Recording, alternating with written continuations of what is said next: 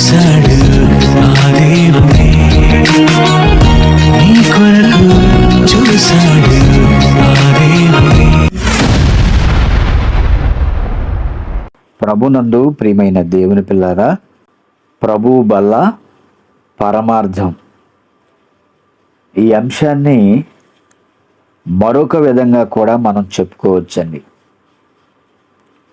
క్రైస్తవులు ఆచరించవలసినది బల్లారాధన లేదా బలి ఆరాధన. అంశం పేరు మరొకసారి అండి. క్రైస్తవులు ఆచరించవలసినది బల్లారాధన లేదా బలి ఆరాధన. ప్రభునందు ప్రియమైన దేవుని పిల్లారా, అందరూ చాలా జాగ్రత్తగా వినవలసిన, తెలుసుకోవలసినటువంటి ప్రాముఖ్యమైనటువంటి అంశం. చాలా జాగ్రత్తగా వినే ప్రయత్నం చేద్దామండి. బల్ల అనగానే 4 కాళ్ళుండి చెక్కతో తయారు చేయబడి కూర్చోవడానికి, పడుకోవడానికి, వస్తువులు పెట్టుకోవడానికి ఉపయోగించే వస్తువు కాదండి. బల్ల అనగానే ప్రభురాత్రి భోజనము. యేసుక్రీస్తు వారు తన శిష్యులతో రాత్రిపూట కూడుకొని భోజనం చేశారు కాబట్టి ప్రభురాత్రి భోజనము అని మనం పిలుస్తున్నామండి. దీనిని ప్రపంచంలో ఉన్న క్రైస్తవులందరూ ఒక ఆజ్ఞగా, ఆచారంగా పాటిస్తూ ఉన్నారు. ఆదివారం నాడు సంఘాలలో బల్లారాధనగా రొట్టె విరిచే కార్యక్రమానికి ఆరాధనకు వచ్చే అధిక శాతం మంది కాకుండా తక్కువ శాతం మంది మాత్రమే తీసుకుంటారండి. దానిని పాటిస్తూ ఉంటారు కూడా. ప్రభువు బల్లలోని పరమార్థాన్ని ఎరుగని చాలామంది క్రైస్తవులు, బాప్తీసం తీసుకున్న వారే బల్లలో పాల్గొనాలి అని, మరికొంతమంది తాము పవిత్రపరచుకున్న వారు మాత్రమే తీసుకోవాలి అనేటువంటి భిన్న అభిప్రాయాలు క్రైస్తవ సమాజంలో మనకి కనిపిస్తూ ఉన్నాయి, మనం చూస్తూనే ఉన్నామండి. మరికొందరు బలనంటే రొట్టె ద్రాక్షారసం వారానికి ఒకసారి తీసుకునేవారు ఉన్నారు, నెలకు ఒకసారి తీసుకునేవారు ఉన్నారు, సంవత్సరానికి ఒకసారి తీసుకునేవారు కూడా మనకు సంఘాల్లో కనిపిస్తూ ఉంటారండి. వారు చేస్తున్నది ఎంతవరకు వాస్తవం అని వాక్య ప్రకారం మనం పరిశీలించుకుంటే చాలామంది మరి బల్లను సరిగ్గా పాటించేవారిగా మనకు కనిపించటం లేదు. అలా పాటించకుండా వేరొకరు చేసేటువంటి విధానాన్ని తప్పుగా విమర్శిస్తూ ఒకరినొకరు క్రైస్తవులే దూషించుకుంటూ ఉన్నారండి. ప్రభు నామాన్ని కూడా అవమానపరుస్తూనే ఉన్నారు. ప్రభురాత్రి భోజనాన్ని ఆచారంగా చేయడానికి అలవాటు పడ్డారే కానీ దానిలో ఉన్నటువంటి పరిపూర్ణమైన జ్ఞానాన్ని, పరమార్థాన్ని గ్రహించినటువంటి వారిగానే ఈనాడు అనేక మంది క్రైస్తవులు మనకి సమాజంలో కనిపిస్తూ ఉన్నారు. ప్రభురాత్రి భోజనం బల్ల, రొట్టె విరిచే కార్యక్రమం అని రకరకాలుగా పిలుస్తూ ఉంటారండి. మరి దీన్ని క్రైస్తవ సమాజానికి అనగా తన పిల్లలకు దేవుడు ఇవ్వడంలో దేవుని ఆలోచనలు మన పట్ల ఏ విధంగా ఉన్నాయి, మన దగ్గర నుండి దేనిని ఆశించి దేవుడు దీన్ని ప్రవేశపెట్టారు అనేటువంటి విషయాన్ని ప్రతి ఒక్కరు కూడా ఆలోచించాలండి. బైబిల్లో ఏ విషయమైనా మనం ఈజీగా తీసుకోవడానికి అవకాశం లేదండి. అంత త్వరగా కూడా మనకు అర్థం కాదు. ధర్మశాస్త్రాన్ని దావీదు గారు ఏ విధంగా అయితే ధ్యానించారో, ఆయనేమో సంతోషంగా ధ్యానించాడు. మనం మాత్రం అండి నిద్రమత్తుతో ధ్యానిస్తాం కాబట్టి, అవసరానికి బైబిల్ చదువుతాం కాబట్టి దేవుని మనస్సు మనకంతా ఈజీగా అర్థం కాదండి. దేవుడు దేనిని చేసినా చాలా ఆలోచనగా చేస్తాడు. అనాలోచన అనేది దేవునికి ఉండదండి. మరి దేవుడు ఈ ప్రభురాత్రి భోజనం వెనక ఏదో ఉంది, ఏదో మనకి నేర్పించాలి అని ఆశపడుతున్నాడని ఆయన మనసును మనం తెలుసుకునేవారిగా ఉండాలి. మరి దేవుడు ఏం చెప్పాలనుకున్నా కొంచెం కొంచెంగా బైబిల్లో మనకి తెలియచేస్తూ ఉంటాడండి. ఉదాహరణకు మనం చూస్తే శిశువు పుట్టగానే మొదట తల్లి నుంచి వచ్చేటువంటి పాలు తాగిస్తారండి. కొంచెం కాలం గడిచిన తర్వాత మెత్తగా ఆహారాన్ని తినిపిస్తూ ఉంటారు. వయసు ఎదిగిన కొలది బలమైనటువంటి భోజనాన్ని పెడతారండి.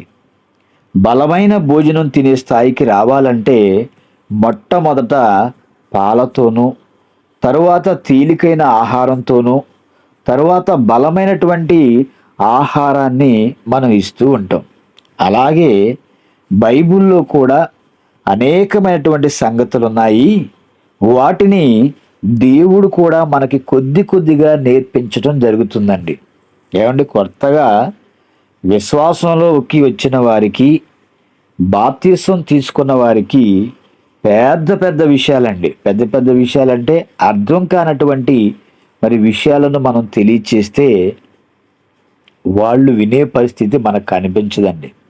కాబట్టి వాళ్ళకి విశ్వాసం అంటే ఏంటి, మారు మనసు అంటే ఏమిటి, బాప్తిసం అంటే ఏమిటి, దేవుడు ఎవరు, ఏమంటే ఇలాంటి విషయాలను, ప్రాథమిక విషయాలను, మూలపాఠాలను మరి చిన్నగా కొంచెంగా మనం చెప్పేవారుగా ఉండాలి.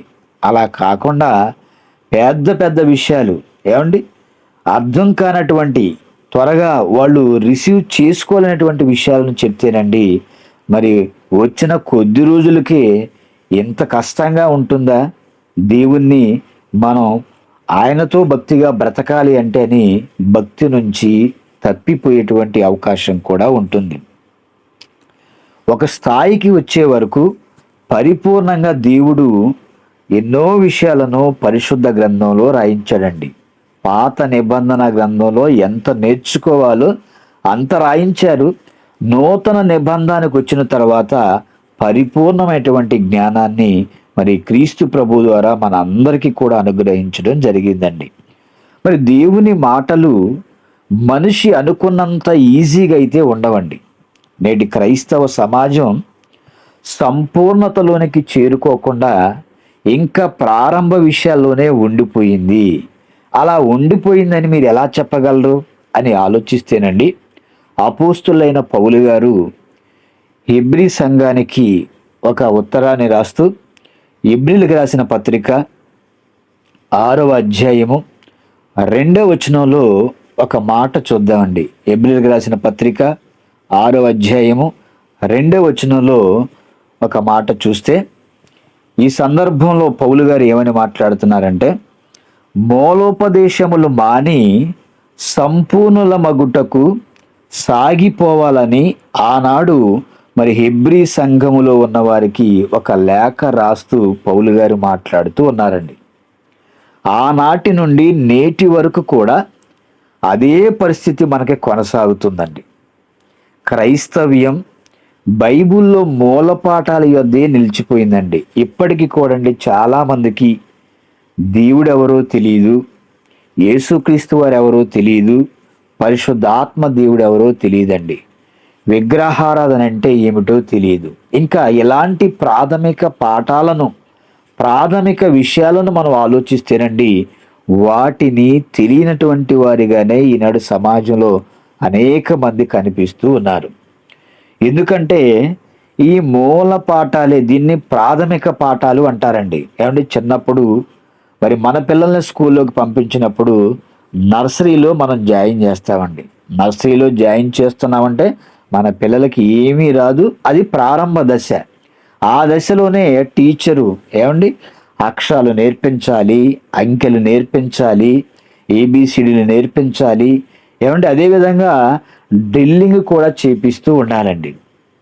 ఎందుకంటే ఆ వయసులో వాళ్లకు అక్షరాలను ఎలా పలకాలి, ఎలా రాయాలి, కొన్ని పోయమ్స్ను మరి కంఠతా వాక్యాలుగా వాళ్ళు చెప్పిస్తూ ఉంటారు. ఎందుకంటే అది ప్రారంభ దశ కాబట్టి. అలాగే మరి క్రైస్తవులు కూడా సంపూర్ణులు కావాలి అంటే కొంచెం కొంచెంగా దేవుని పాఠాలు, దేవుని జ్ఞానాన్ని నేర్చుకునేవారుగా ఉంటే ఆ తర్వాత అండి సంపూర్ణతకి వాళ్ళు వచ్చేటువంటి అవకాశం ఉంటుంది. మరి సంపూర్ణతలోనికి రావాలి అంటే బైబిల్ ఇచ్చేటువంటి సమాధానం ఏంటో చూడండి. ఎఫెసీయులకు రాసిన పత్రిక 4వ అధ్యాయము 11, 12 వచనాలు చూద్దామండి. ఎఫెసీయులకు రాసిన పత్రిక 4వ అధ్యాయము 11, 12 వచనాలు. మనమందరము విశ్వాస విషయములో దేవుని కుమారుని గూర్చిన జ్ఞాన విషయములో ఏకత్వము పొంది అంటున్నాడండి. ఏమంటే మనమందరం అంటే ఆనాడు ఎఫెసీలో ఉన్నటువంటి క్రీస్తు సంఘం వారితో మాట్లాడుతున్నారు. ఇప్పుడు నేటి క్రైస్తవులందరితోనూ క్రైస్తవులు కాని వారందరికీ కూడా ఈ విషయాన్ని మనం అప్లై చేసుకోవాలండి. మనమందరము విశ్వాస విషయములో దేవుని కుమారుని గూర్చిన జ్ఞాన విషయంలో ఏకత్వము పొంది సంపూర్ణ పురుషుల మగు వరకు, అనగా క్రీస్తునకు కలిగిన సంపూర్ణతకు సమానమైన సంపూర్ణత కలవారమగు వరకు ఇలాగే నియమించెను. ఈనాడు సమాజంలో జ్ఞానం విషయంలో ఏకత్వం ఉంది అంటారా? లేదు కదండి. జ్ఞానం విషయంలో ఏకత్వము లేకే ఈ సోషల్ మీడియా వచ్చిన తర్వాత అందరి చేతుల్లో పరిశుద్ధ గ్రంథం ఉందండి. అలాగే అందరూ కూడా కెమెరాలు కొనుక్కున్నారు. మాకు కూడా జ్ఞానం వచ్చు, మేము కూడా మాట్లాడతామని అనేక మంది మరి బోధకులు బయలుదేరి వారి మనసులో వచ్చినటువంటి ఆలోచనలు అనేక మందికి తెలియచేస్తూ ఏమండి సోషల్ మీడియాలో ఎన్నో పోస్టులు కూడా చేస్తూ ఉంటున్నారండి. ఏమండి కౌంటర్ ప్రశ్నలకు ఎన్కౌంటర్గా అనేక మంది మాట్లాడుతున్నారు. బైబిల్ పైన మంచి జ్ఞానం ఉన్న వాళ్ళు మాట్లాడుతూనే ఉన్నారు. అరాకొరగా జ్ఞానము తెలిసిన వారు మేము చెప్పేది కూడా వాస్తవమే అన్నట్లుగా వాళ్ళు కూడా మాట్లాడుతూనే ఉన్నారండి. ఇక్కడ దేవుడు రాయించిన మాట, మనం అందరం కూడా ఏ విషయంలో తప్పిపోతున్నాం? విశ్వాస విషయంలో తప్పిపోతున్నామండి. చాలామంది తప్పిపోతున్నారు.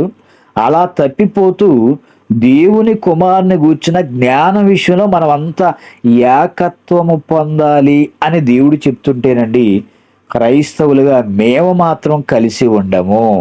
కానీ బైబిల్లో రాయబడిన మాట, క్రైస్తవులందరూ కూడండి ఐక్యత కలిగి నివసించుట ఎంత మేలు, ఎంత మనోహరము. క్రైస్తవులు అంటే సహోదరులు. సహోదరుల ఐక్యత అని మాట్లాడతారు, పక్కకెళ్ళి వాళ్ళు చెప్పేదంతా తప్పు అని మాట్లాడేవారు కూడా మనకి సమాజంలో కనిపిస్తూ ఉంటారండి. మరి క్రీస్తుకు కలిగిన సంపూర్ణత అంటే ఏమిటి అని మనం ఆలోచిస్తే, క్రీస్తులోనికి వచ్చిన ప్రతి క్రైస్తవుడు యేసుక్రీస్తు వారిలా మారాలండి. మనమేమో బాప్తిస్మానికి ముందు ఒకేలా ఉంటాం. ఏమండి బాప్తిస్మం తీసుకున్న తర్వాత కొద్ది రోజులు మాత్రం నటిస్తామండి. తర్వాత మరలా పూర్వ జీవితాన్ని మనం సమాజంలో కనపరుస్తూ ఉంటాం. మరి అలాంటప్పుడు క్రీస్తులా మనం మారామా? ఏమండి క్రీస్తు స్వరూపాన్ని ధరించుకున్న వాడై ఉండాలి. మరి తండ్రి తన సంకల్పాన్ని నెరవేర్చుటకు సిద్ధపడిపోయేవారుగా మనం ఉండాలండి. మరి యేసుక్రీస్తు వారు ఎలా సంపూర్ణుడు కాగలిగాడు అని మనం ఆలోచిస్తేనండి, ఆయన బ్రతికి ఉన్న దినములంతా కూడండి శ్రమలను అనుభవించాడు, రోదనలను, కన్నీళ్లు, వీటన్నిటినీ అనుభవించట చేతండి విధేయత కనపరచగా ఆ క్రీస్తునకు వారసులమని చెప్పుకున్న వారు కూడా సంపూర్ణులు కావాలి అంటే వారును బట్టి విధేయులుగానే సంపూర్ణత అనేది మనం సాధించేవారిగా ఉండాలండి. ఏమంటే యేసుక్రీస్తు వారు ఎందుకు శ్రమలు అనుభవించాలి చెప్పండి?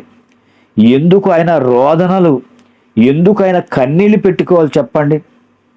ఎందుకంటే నన్ను కూడా రక్షించగలిగినటువంటి నా తండ్రి ఉన్నాడని ఆయన ప్రార్థనలు, యాచనలు, విజ్ఞాపనలు అన్నీ కూడా తండ్రికి తెలియచేశారండి. ఏమండి మరి దేవుడు మరి పరిశుద్ధ గ్రంథంలో పాత నిబంధన కాలంలో ఒక సందర్భాన్ని మనం ఆలోచిస్తే, నోవాహును అతని కుటుంబ సభ్యులను కాపాడటం జరిగిందండి. మరి ఆ దినములలో నోవాహు గారు మొదటిసారిగా ఒక కార్యక్రమాన్ని చేశారు. ఏమిటి ఆ కార్యక్రమం అని మనం ఆలోచిస్తే, ఆది కాండము 8వ అధ్యాయము 20-21 వచనాన్ని చూద్దామండి. ఆది కాండము 8వ అధ్యాయము 20-21 వచనం. అప్పుడు నోవాహు యెహోవాకు బలిపీఠము కట్టి పవిత్ర పశువులన్నిటిలోనూ పవిత్ర పక్షులన్నిటిలోనూ కొన్ని తీసుకొని ఆ బలిపీఠము మీద దహన బలి అర్పించెను. అప్పుడు యెహోవా ఇంపైన సువాసన నాగ్రహించి, ఇక మీదట నరులను బట్టి భూమిని మరలా శపించను, నేనిప్పుడు చేసిన ప్రకారము ఇకను సమస్త జీవులను సంహరింపను. ఏమండి, దేవుని యొక్క ఉగ్రత ఎంత భయంకరంగా ఉంటుందో నోవాహు గారి కాలంలో ఆనాడు ఉన్నటువంటి ప్రజలంతా చూశారండి. వాళ్ళు చనిపోయేంత వరకు కూడా ఆ మహాభయంకరమైనటువంటి ప్రచండమైనటువంటి వర్షం కురుస్తుంది అని వారు కూడా అనుకోలేదండి. అయినప్పటికీ దేవుడు నోవాహు గారి ద్వారా ఆనాటి ప్రజలందరికీ వాక్యాన్ని తెలియచేయించాడండి. అందరూ కూడా మీరు వాక్యాన్ని విని మారు మనసు పొందాలి, లేకపోతే మీరంతా కూడా చనిపోతారని చెప్పినప్పటికీ నోవాహు గారు మాట పట్టించుకున్నటువంటి వారిగా ఆనాడు సమాజం మనకు కనిపిస్తుంది. అలా కనిపిస్తూ వాళ్ళు తినుట, త్రాగుట, అదేవిధంగా సుఖించటం, ఏమంటే పెళ్లి చేసుకోవడం, పెళ్లికి ఇవ్వడం, ఇలా సంతోషమైనటువంటి జీవితాన్ని అనుభవించారు తప్ప ఏమండి ఆ మహాభయంకరమైనటువంటి వర్షం కురిచే అంతవరకు కూడా వాళ్ళు ఎరుగని స్థితిలో ఉన్నారంటే దేవుడంటే ఎంత లెక్క లేకుండా, భయము భక్తి లేకుండా ఆనాటి సమాజం బ్రతికిందో చూడండి. అందుకనే దేవుడు నోవాహు గారికి వాగ్దానం చేశాడండి.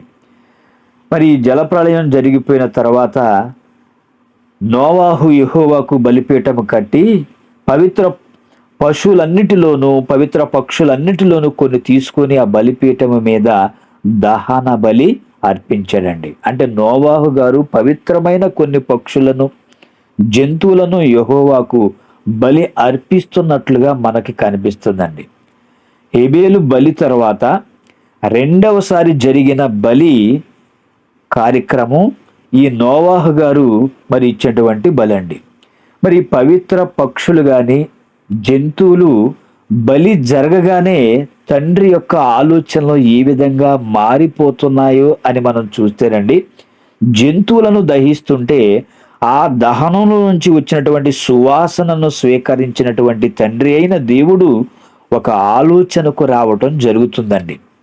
ఎందుకంటే ఉదాహరణకు మనం చూస్తేనండి, బాల్యం నుంచే మన గర్భాన పుట్టినటువంటి పిల్లవాళ్ళు చెడ్డవాళ్ళే అని దేవుడు రాయించాడు. అది అక్షర సత్యం అండి. తనలో తానే ఏమంటే దేవుడు నా పిల్లలు నా మాట వినడం లేదని నేనే తగ్గించుకోవాలి అన్నట్లుగా దేవుడే సర్దుకుంటూ వస్తూ ఉన్నాడండి. మరి దహన బలిపీఠం అంటే బలిని దహించేటువంటి పీఠమని మనం అర్థం చేసుకోవాలి.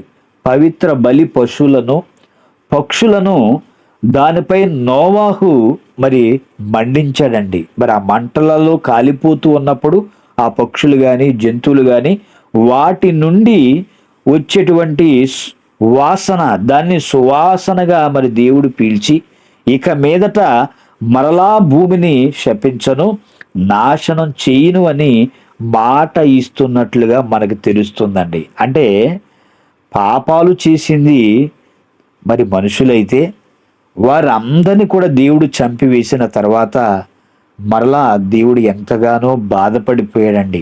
బాధపడి నా గర్భాన పుట్టినటువంటి ఇన్ని వేల లక్షల మందిని నేను చంపుకున్నానే, నా పిల్లలు వినకపోతే నా మాటను వినేలా చేసుకోవాలి, వారి కోసం ఎదురు చూడాలి అని దేవుడే ఆలోచించండి మనకి మరొక అవకాశాన్ని ఇస్తున్నట్లుగా కూడా ఇక్కడ మనకు అర్థమవుతుందండి.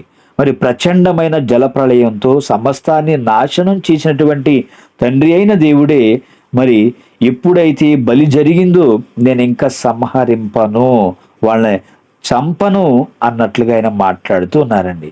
మరి ఎందుకు అలా అంటున్నారంటే, నరుల హృదయాలోచన బాల్యం నుండే చెడిపోయిందంటే, అంటే మొట్టమొదటి నుంచే దేవుడు తన పిల్లల్ని ఎంతగానే పట్టించుకుంటూ వస్తుంటేనండి, దేవుని పిల్లలు దేవుని మాటను వినేవారిగా లేరండి. మన గర్భాన పుట్టినటువంటి పిల్లల్ని వాళ్ళు మన మాట వినకపోతే వాడిని పట్టించుకోవటం మనం మానేస్తామండి. అయితే దేవుడు అలా విడిచిపెట్టక మనకి మరొక అవకాశాన్ని ఇస్తున్నటువంటి వారిగా కూడా మనకి దేవుడు కనిపిస్తూ ఉన్నాడండి. మరి ఇటువంటి పరిస్థితికి దేవుణ్ణి తీసుకొచ్చింది దహన బలి. ఆ బలిలో బలైపోయింది అమాయక జంతువులు, పక్షులు, మనుషులు. ఎంత మనస్తాపాన్ని తండ్రికి కలిగిస్తున్నా వారిని చంపుకుంటే తనకు మిగిలేది వేదనే అని గ్రహించుకున్నటువంటి దేవుడండి తానే తన కోపాన్ని తగ్గించుకొని మన కొరకు ఓర్చుకున్నట్లుగా మరి దేవుడు తగ్గిపోయాడండి. దేవుడు అన్ని విషయాల్లో కూడా వెనక పడిపోతూనే ఉన్నాడు. ఎందుకంటే తన పిల్లల్ని గెలిపించాలి అని. మన పిల్లల్ని కూడా అండి కొన్ని ఆటలు మనం ఆడుతున్నప్పుడు, మనం గెలుస్తూ ఉన్నప్పుడు మనం ఓడిపోతూ మన పిల్లల్ని గెలిపిస్తూ ఉంటామండి. అలాగే దేవుడు కూడా అండి, నా పిల్లలే కదా, నేను ఓడిపోతూ అయినా, నేను అవమానపడుతూ అయినా, నేను దుఃఖిస్తూ ఉన్నప్పటికీ కూడా నా పిల్లలు గెలవాలి, నన్ను గురించి తెలుసుకోవాలి, నాకు విధేయులుగా ఉండాలి, నా మాట వినాలి, నా మాట వింటే వాళ్ళు బ్రతుకుతారు, వారి కోసం ఏర్పాటు చేసినటువంటి పరలోకానికి వస్తారు అని దేవుడు కూడా మనల్ని బట్టి తగ్గిపోతూ ఉన్నాడండి. ఏమండి, మరి అలాంటి దేవునిలో ఉన్నటువంటి మరి మనస్సును ఎంతమంది గ్రహించుకునేవారుగా ఉన్నా చెప్పండి. ఈ సృష్టిలో కేవలం తన నోటి మాట వలన కలిగిన అమాయక ప్రాణాలు బలి కావటం ఆయనకు ఎంతగానో మరి సహనాన్ని పెంచాయండి. మరి వాటిలో ఉన్నటువంటి అమాయకత్వాన్ని, త్యాగాన్ని గమనించిన దేవుడు వాటి మరణం ద్వారా మానవులకు క్షమాపణను ప్రసాదించాడండి. నా పిల్లలు తప్పు చేస్తే ప్రకృతిలో ఉన్నటువంటి జంతువులు, పక్షులు ఎందుకు చనిపోవాలని దేవుడు ఆలోచించాడండి. కన్న పిల్లల వలన మరి ఓదార్పు పొందలేనటువంటి తండ్రి తన మాట వలన కలిగిన అమాయక జీవరాశుల వలన నెమ్మది పొందగోరుచున్నాడండి. మరి ఆయన మనుషుల పట్ల చేయవలసినది మరి ఏమిటో, ఎందుకు దేవుడు వెనక తగ్గారు, శాంతమూర్తిగా ఎందుకు ఆయన మారిపోయాడంటే కేవలం తన పిల్లల కోసం అండి. ఏమండి, ఈ బలి ద్వారా మనుషులకు దేవుడు ఏదో నేర్పించాలి అనుకుంటున్నాడు. మరి ఆయన అనుకున్న స్థితిలో మనల్ని చూడాలని తనను తాను వెనక్కి తగ్గించుకుంటూ ఉన్నాడండి. ఆయన తగ్గుతున్నాడంటే చేతకాని వాడని అనుకుంటే అది మన అమాయకత్వం అవుతుందండి. కానీ ఆయన బలం లేక తగ్గట్లేదండి. అన్నీ ఉన్నా మనలను ఆయన కోరుకున్నటువంటి స్థితిలో చూడాలని ఆయన తగ్గుతూ ఉన్నారండి. కానీ చాలామంది చూడండి, కొంతమంది మేము తగ్గమండి, వాళ్ళే తగ్గాలంటున్నారు. కానీ ఈనాడు సమాజంలో ఒకరినొకరు తగ్గించుకుని బ్రతకాలని క్రీస్తు ప్రభువారు మనకు నేర్పించినా, తను తాను తగ్గించుకున్నవాడు హెచ్చించబడతాడని బైబిల్లో రాయబడి ఉన్నా మనం ఎందుకు తగ్గాలండి, వాళ్ళే తగ్గాలి అన్నట్లుగా మనం ఎట్టి పరిస్థితుల్లో తగ్గేవారిగా మనం కనిపించట్లేదండి. ఎందుకంటే క్రైస్తవుడు అంటే అన్ని విషయాల్లో తగ్గింపు కలిగి ఉండాలి. వాక్య విషయంలో మాత్రం ఎప్పుడు కూడండి రోషం కలిగి ప్రకటించేవారిగా ఉండాలి. భక్తిగా బ్రతికే విషయంలో చాలా గొప్పగా బ్రతకాలండి. నిర్గమాకాండము 12వ అధ్యాయము 11వ వచనం నుంచి 14వ వచనం వరకు కొన్ని మాటలు చూద్దాం. చూడండి, ఈ సందర్భం మన అందరికీ తెలిసిందే. నిర్గమాకాండము 12వ అధ్యాయము 11వ వచనం నుంచి, ఆ రాత్రి నేను ఐగుప్తు దేశమందు సంచరించి ఐగుప్తు దేశమందలి మనుషులలో గాని జంతువులలోనే గాని తొలి సంతతి అంతయు హతము చేసి ఐగుప్తు దేవతలందరికీ తీర్పు తీర్చెదను, నేను యెహోవాను అని ఆయన మాట్లాడుతూ ఉన్నారండి. ఈ సందర్భంలో మనకు తెలిసినటువంటి సందర్భం ఇది. సంహారకుడు అంటే పష్కావధు వధ ఇక్కడ మనకు కనిపిస్తూ ఉందండి. ఇజ్రాయేల్ ప్రజల కోసం ఒక అమాయక జంతువు బలి అయిపోయింది. ఆ బలి వలన ఇజ్రాయిల్లోనూ వారి పశువుల్లోనూ తొలిచూలు పిల్లలు కాపాడబడ్డారండి.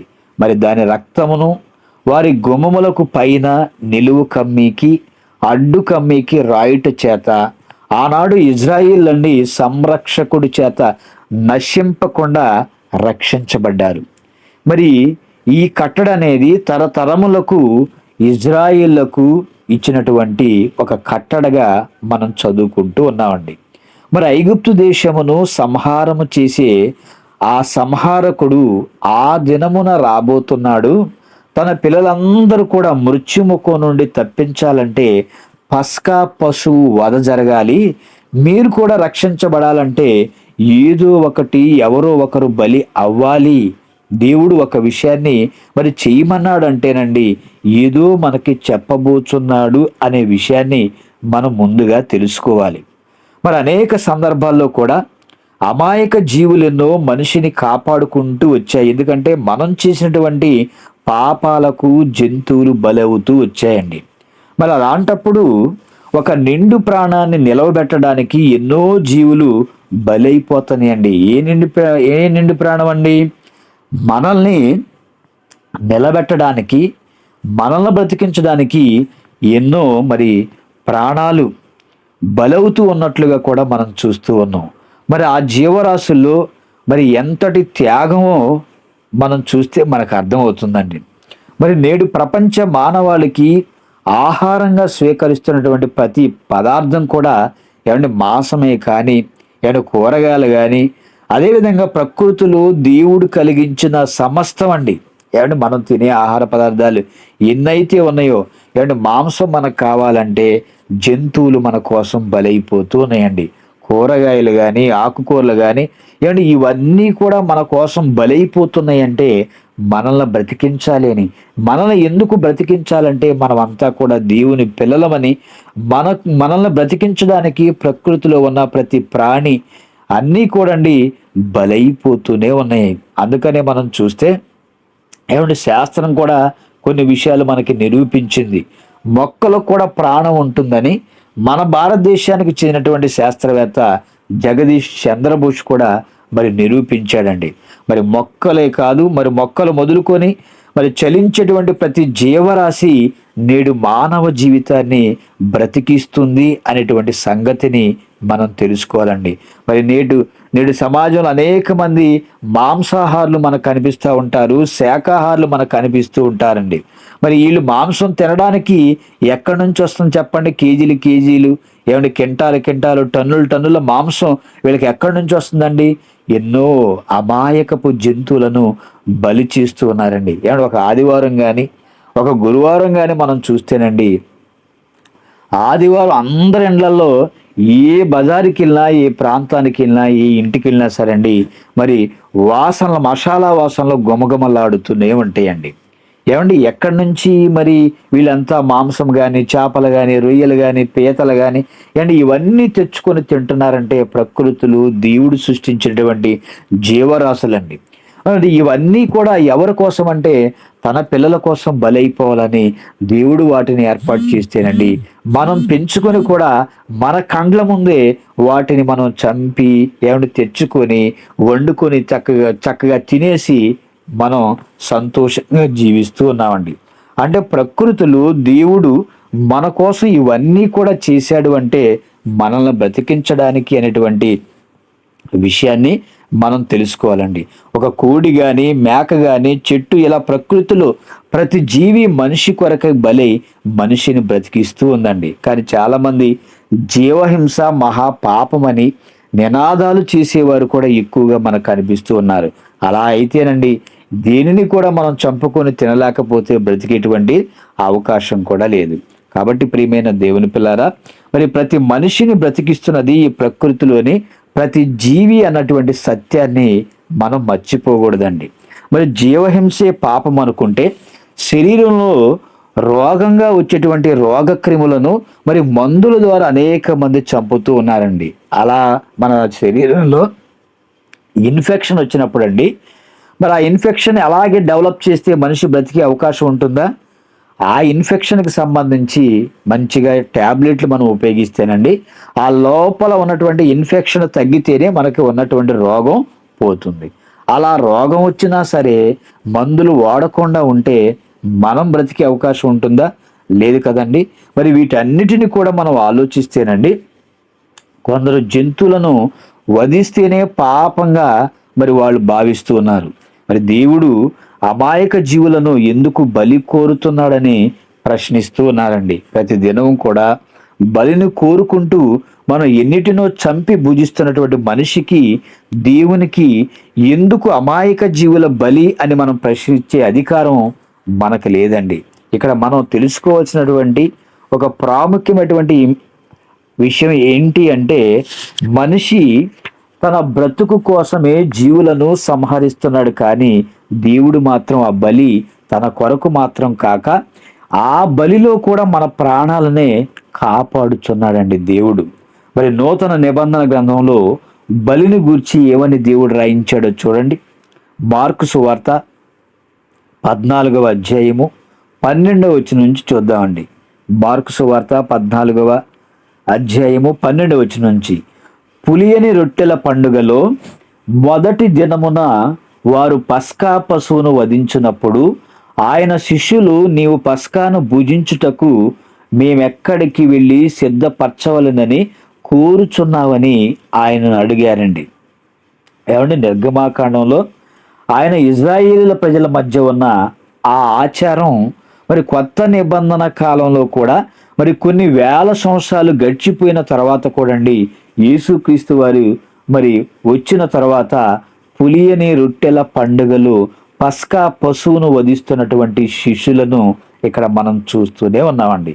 అంటే యూదులుగా ఆనాడు ఉన్నటువంటి ఆచారాన్ని మరి పాటిస్తూ వచ్చిన వారిగానే మనం చూస్తూ ఉన్నామండి. మరి ప్రభువా, మరి పస్కాను భుజించుటకు మేము ఎక్కడికి వెళ్ళి సిద్ధపరచాలని యేసుక్రీస్తు వారిని శిష్యులు అడుగుతున్నారంటే, యేసుక్రీస్తు వారి కాలం వరకు కూడా పస్కా పశువు వధను జరిగిస్తున్నట్లుగా కూడా మనం యూదుల ఆచారం ప్రకారం చూస్తూనే ఉన్నామండి. ఇక మరొక మాట చూడండి, మార్కు సువార్త 14వ అధ్యాయం 17వ వచనం నుంచి, మార్కు సువార్త 14వ అధ్యాయం 17వ వచనం నుంచి అండి, వారు కూర్చుండి భోజనము చేయుచుండగా యేసు, మీలో ఒకడు అనగా నాతో భుజించుచున్నవాడు నన్ను అప్పగించునని నిశ్చయముగా మీతో చెప్పుచున్నానని వారితో చెప్పగా, 12 మందిలో ఒకడండి అనగా నాతో కూడా పాత్రలో చెయ్యి ముంచువాడే నన్ను అప్పగిస్తాడని యేసుక్రీస్తు వారు మాట్లాడుతూ ఉన్నారండి. ఏమంటే 12 మంది శిష్యుల్లో ఒకడు ఇస్కరియోతు యోధ అండి. ఇస్కరియోతు యోధ క్రీస్తు ప్రభువారిని అప్పగించేంత వరకు కూడా మిగతా 11 మంది శిష్యులకు మాత్రం తెలియదండి. క్రీస్తు ప్రభువారికి తెలుసా అంటే ఆయనకు తెలుసు.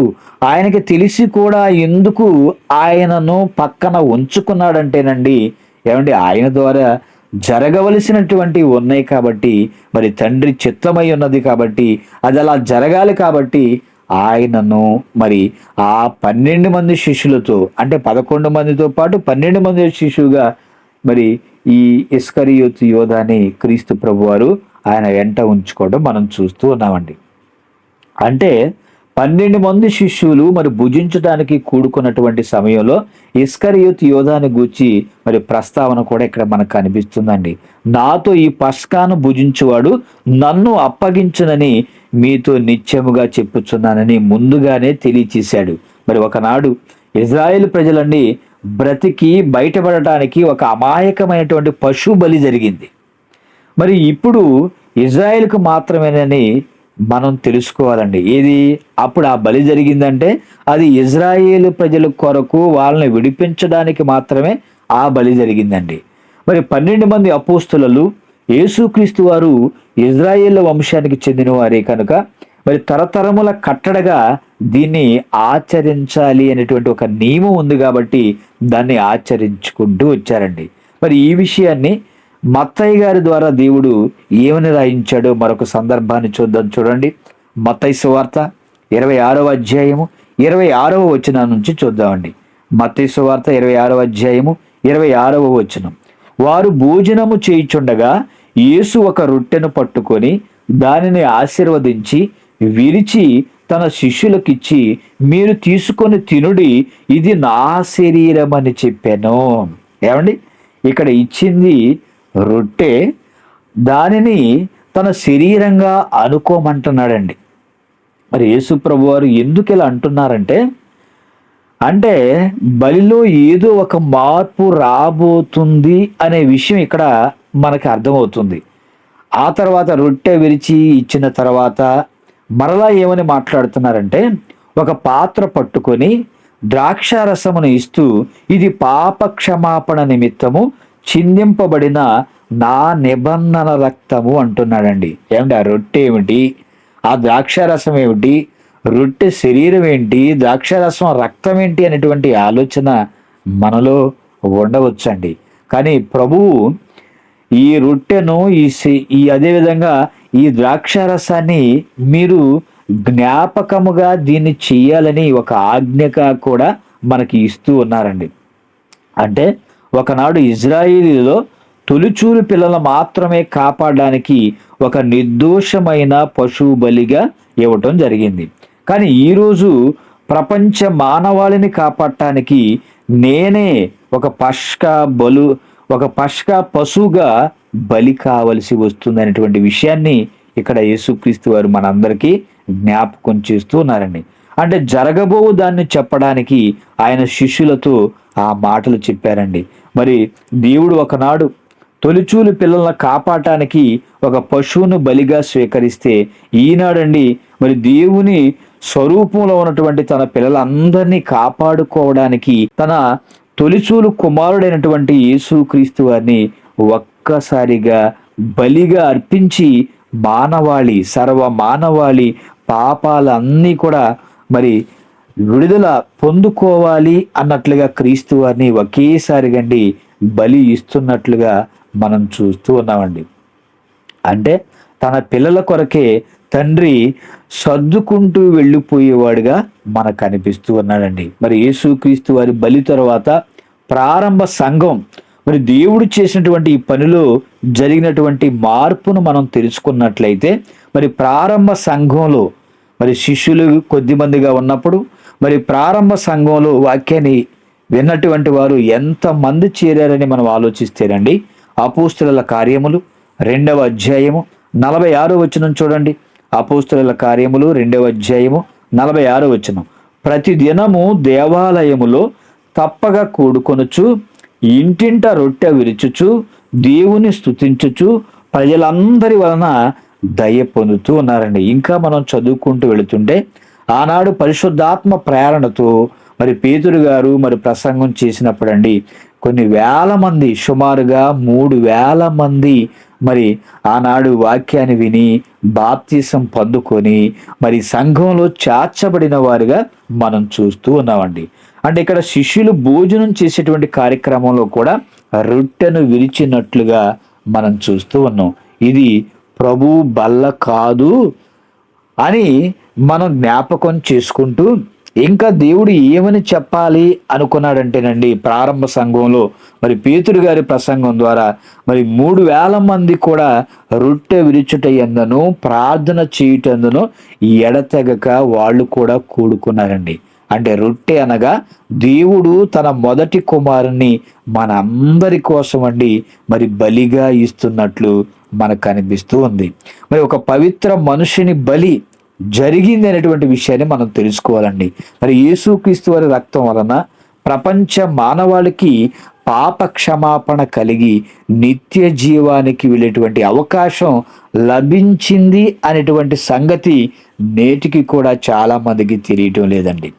మరి తన కుమారుని బలి ద్వారా మిగిలినటువంటి తన కుమారులందరినీ కూడా దేవుడు కాపాడాలి అనుకున్నాడు.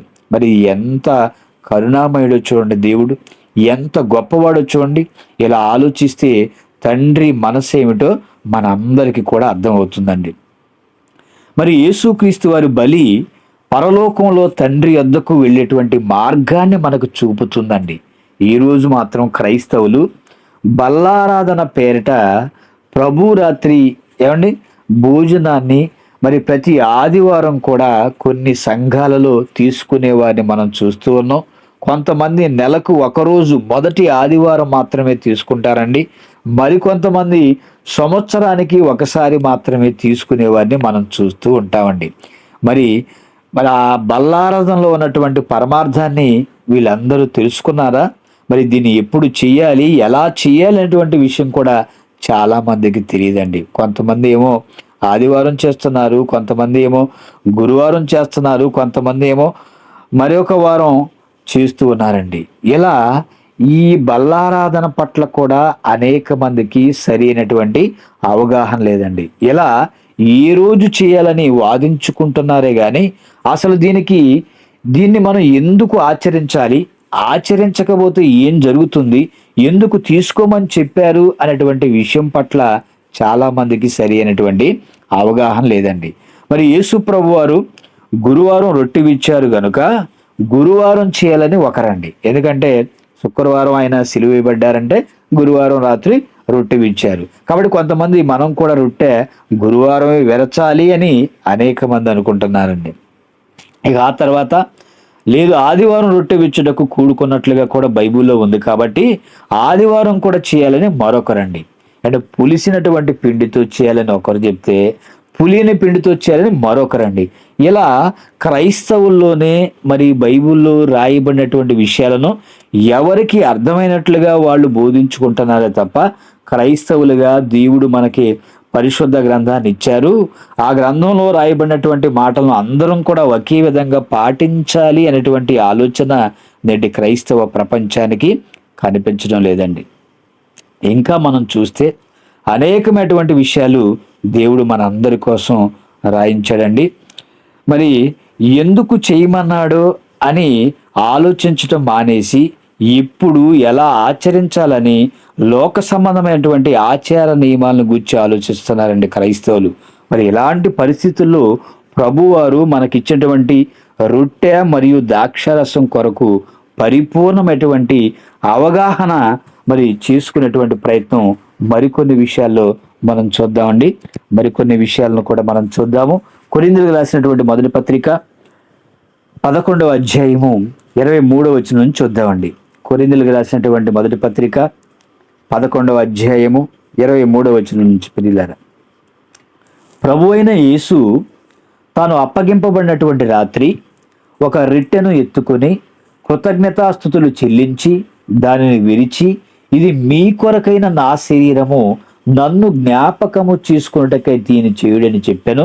ఆ ప్రకారమే భోజనమైన పిమ్మట ఆయన పాత్రను ఎత్తుకుని, ఈ పాత్ర నా రక్తము వలనైన కొత్త నిబంధన, మీరు దీనిలోనిది తాగునప్పుడల్లా నన్ను జ్ఞాపకము చేసుకున్నటకై దీనిని చేయుడని చెప్పాను. ఎందుకు జ్ఞాపకం చేసుకోవాలండి? మీ అందరి కొరకు కూడా నేను ప్రాణాన్ని పెట్టాను. మీ అందరి కొరకు నేను ప్రాణాన్ని పెట్టానంటే మీలో ఉన్నటువంటి పాపాన్ని నాలో ఉన్నటువంటి పరిశుద్ధ రక్తం కడిగివేసింది.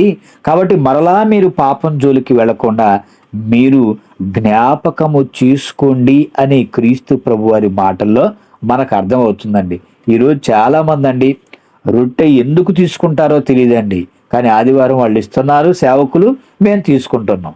కొంతమంది రొట్టె గురించి మాట్లాడుతూ ఉంటారు, అదేవిధంగా ద్రాక్షరసం గురించి మాట్లాడుతూ ఉంటారు. అందులో మరి ఉప్పు ఎక్కువైందనో, లేకపోతే పంచదార ఎక్కువైందనో, లేకపోతే ఉప్పు తక్కువైందనో, పంచదార లేదనో, లేకపోతే ద్రాక్ష రసంలో ఏమండి తీయదనం ఎక్కువైందనో ఎలా మాట్లాడుతూ ఉంటారు. కనీసం దాన్ని ఎందుకు తీసుకుంటున్నారో, దాన్ని తీసుకున్నప్పుడు మనం ఎలా బ్రతకాలనేటువంటి మినిమం కామన్ సెన్స్ అనేది కూడా చాలామంది క్రైస్తవులు లేదండి. వాళ్ళు కొంతమంది తెలియకుండానే వాళ్ళు ఇస్తున్నారు, మేము తీసుకుంటున్నాం, తినేస్తాను, ఆరాధన అయిపోయిన తర్వాత వెళ్ళిపోతాను అనుకుంటున్నారండి చాలామంది. కానీ ప్రభు మాటల్లో ఎంత పరమార్థం ఉందో ఇక్కడ మనం చూస్తే మనకు అర్థమవుతుంది.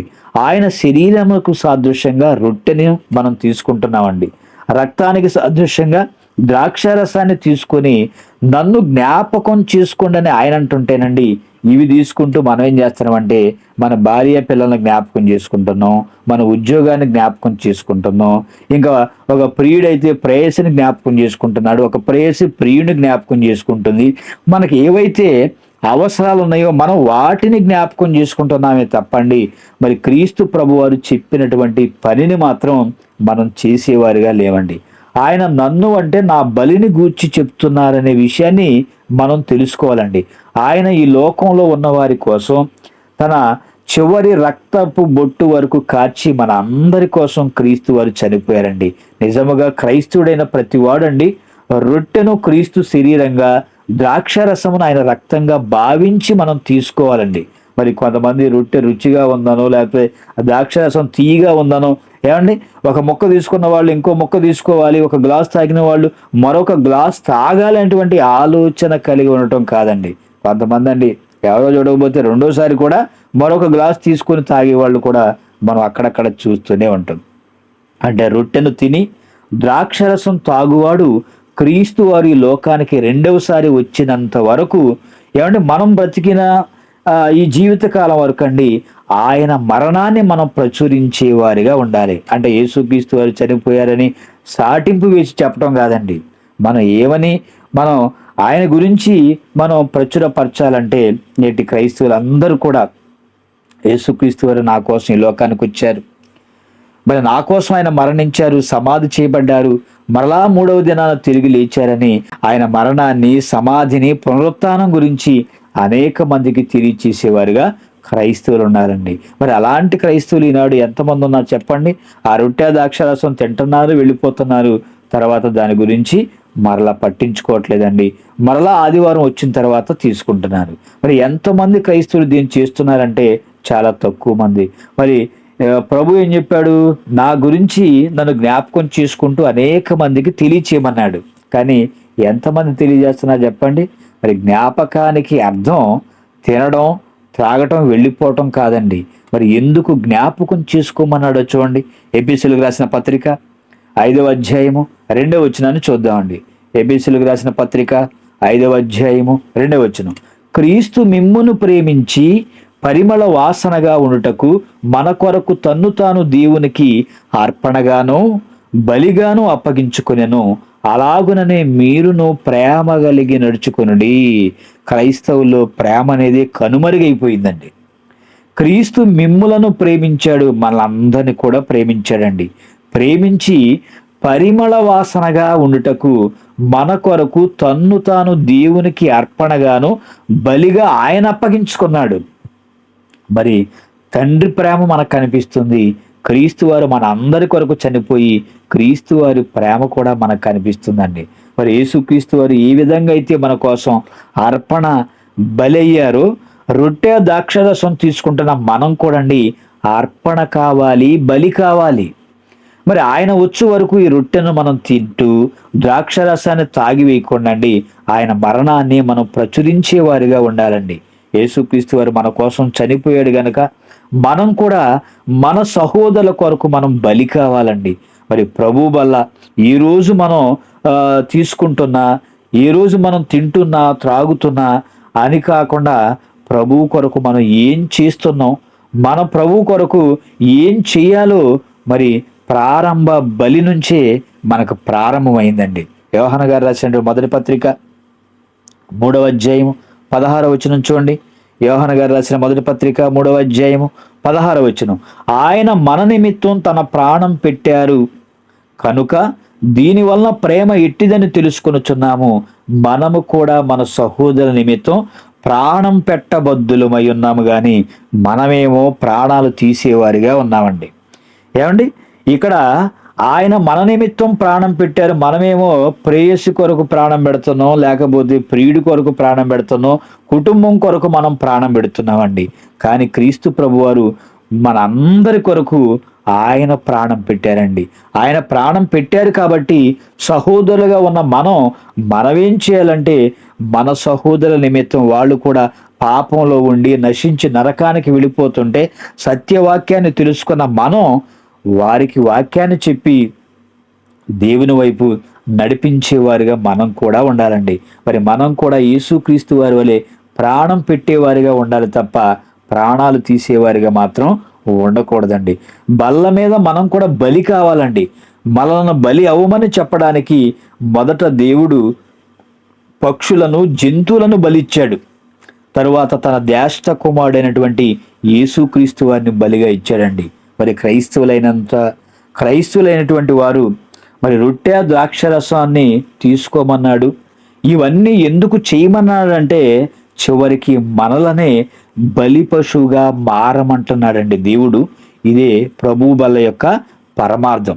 మరి రొట్టె ద్రాక్షరసం తీసుకోవడం ద్వారా తండ్రి అయినటువంటి దేవుడు మన కొరకు క్రీస్తు చేసినటువంటి బలిని జ్ఞాపకం చేసుకుంటూ, ఆ క్రీస్తు వారు ఎలాగైతే తండ్రి కొరకు తాను బలిగా అర్పించుకున్నాడో మన జీవితాన్ని కూడండి యేసుక్రీస్తు వారు తండ్రికి ఎలా అయితే ఆయన మనందరి నిమిత్తం ఆయన బలి అయిపోయాడో మనం కూడా మన సహోదరుల కొరకు బలి కావాలి అనేటువంటి సత్యాన్ని మనం తెలుసుకోవాలండి.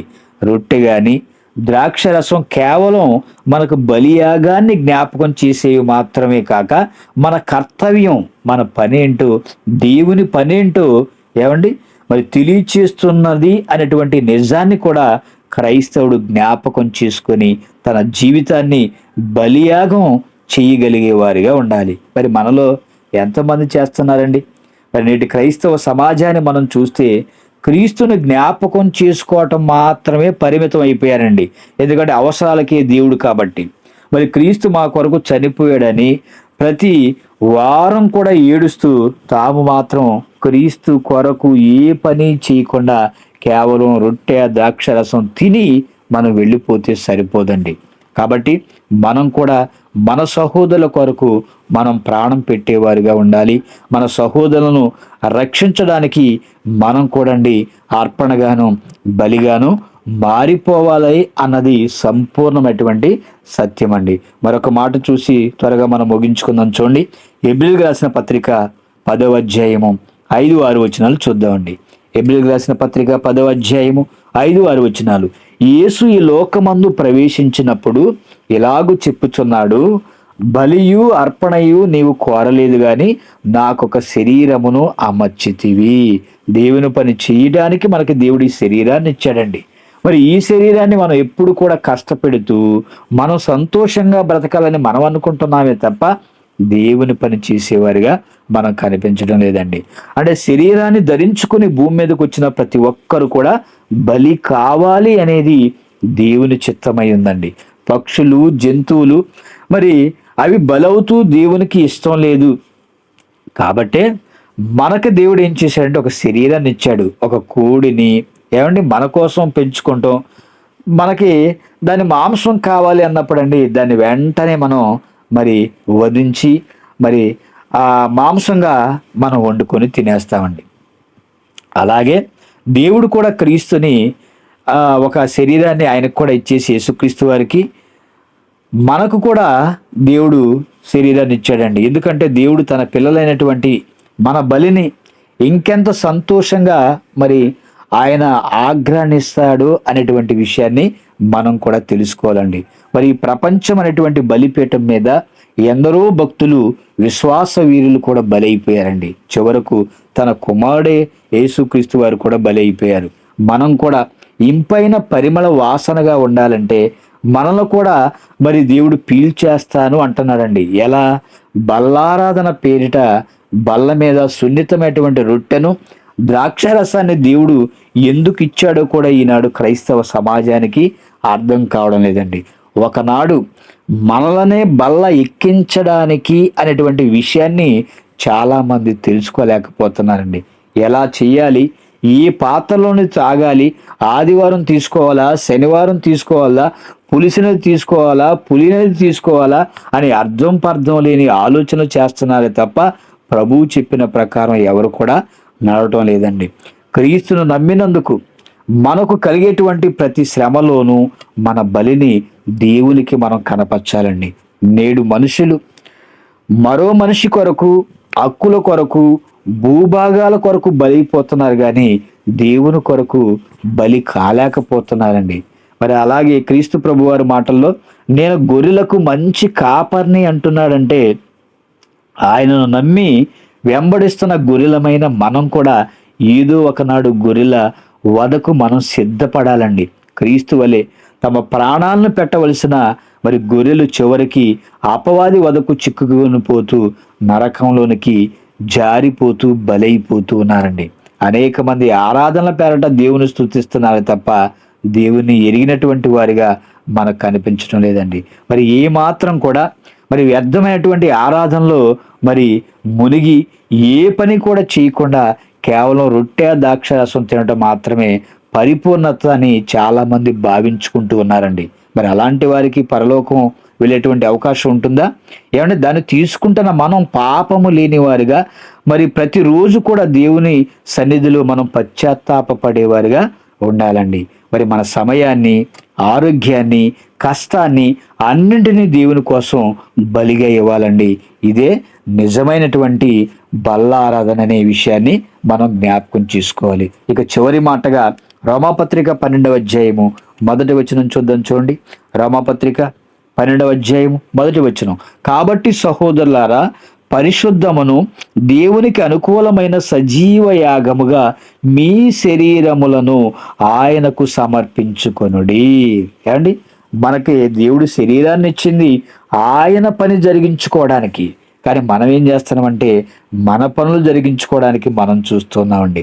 దేవుడు ఇచ్చినటువంటి దేహాన్ని కుటుంబం కోసం కాకుండా, ఉద్యోగం కోసం కాకుండా, ఏమండి ఈ దేహాన్ని మన కోసం దేవుడు ఇవ్వలేదని భూమి మీద ఉన్నటువంటి సుఖాలను అనుభవించడం కోసం మనం ఉపయోగించుకొనకుండండి.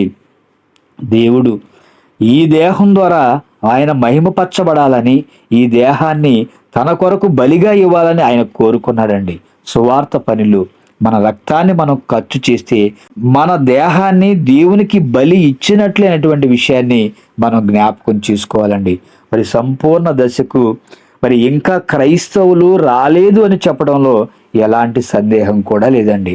ఇంకా క్రైస్తవులు మరి ప్రభు యొక్క మరి రొట్టెను తిని ద్రాక్షరసాన్ని తాగువారే కానీ మరి తండ్రి కొరకు తాము చేయవలసినటువంటి పని ఉంది, బలియాగం ఉంది అని అనేక మంది మర్చిపోయారండి. బల్లారాధనలు అంటూ కొన్ని విధులను వాళ్ళే నియమించుకొని సంపూర్ణ సత్యాన్ని విడిచిపెట్టేశారండి. ఆరాధనలోని పరమార్థాన్ని గ్రహించినటువంటి వారు చివరకు ప్రభు చేత గెంటివేయబడేవారుగా కూడా మనకు కనిపిస్తున్నారు. కాబట్టి ప్రియమైన దేవుని పిల్లారా, సంపూర్ణ దశకు మనం చేరుకోవాలంటే క్రైస్తవులు నేడు చేయవలసింది మరి బల్లారాధన, బలి ఆరాధన అని మరి ఈ విషయంలో భాగంగా మీరు ఎన్నో సంగతులు నేర్చుకున్నారు.